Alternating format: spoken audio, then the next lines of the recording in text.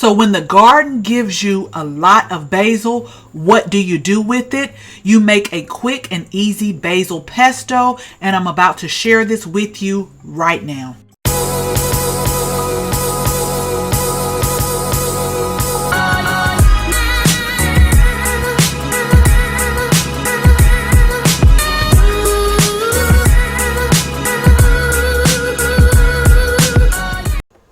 Hi everyone.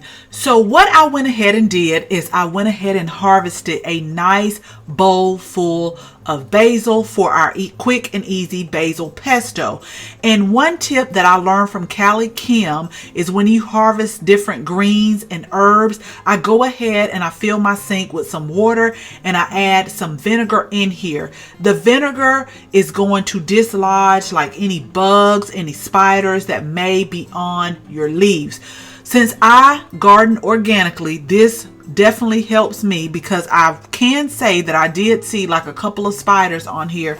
So I just let my basil sit in here for about 10 minutes and then I come and wash it off really good and just take them off leaf by leaf and make sure I rinse them really well because you don't want your basil tasting like vinegar. And the last thing you want is to process spiders and bugs in your basil pesto. So I went ahead, inspected all my leaves, and I ran it through my salad spinner. Like I said earlier, we are using our Vitamix to make our quick and easy pesto today. So let's go ahead and go over the ingredients. Now we're starting off with 3 garlic cloves, and we're putting pine nuts in this one. Now my daughter is allergic to nuts, so I always make a batch with pine nuts and then I make a batch without the nuts. And then we have our measuring spoons and our measuring cup. We normally use Parmesan cheese in our basil pesto, but y'all know how I am.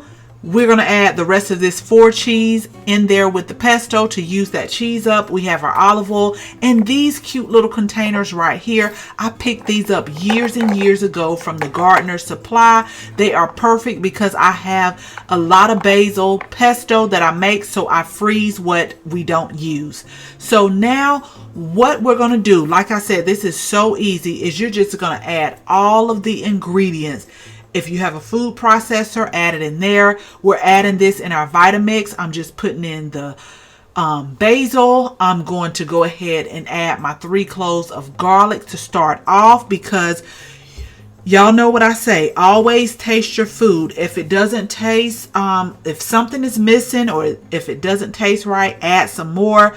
I'm starting off with about 1/4 cup of pine nuts here. And then what I'm going to do is I'm going to slowly incorporate my olive oil into the basil pesto because you don't want it like really a thick consistency or a soupy consistency. So like I said, it's all up to you and what you and your family like. So get it at the consistency that you like. But we're starting off with about 3/4 cups. And I went ahead and we are putting our 4 cheese that was left over from another dish. And then also I'm putting about 1/4 of Parmesan cheese in here also. And we are just going to blend this up.